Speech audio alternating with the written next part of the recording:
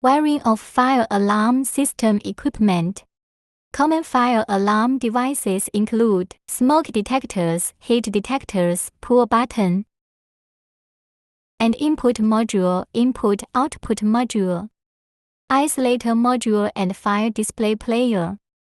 They are all bus-type alarm devices connected to the bus circuit.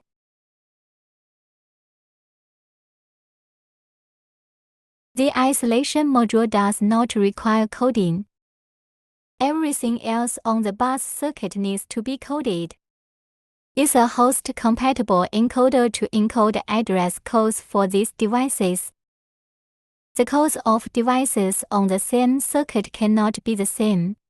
The bus circuit consists of two wires lead out from the circuit board of the alarm host. One alarm host can equip multiple circuit boards. The number of devices that can be connected to each bus circuit cannot exceed 200. And there should be a 10% redundancy. Therefore, the number of devices that can be connected to each bus circuit is 180.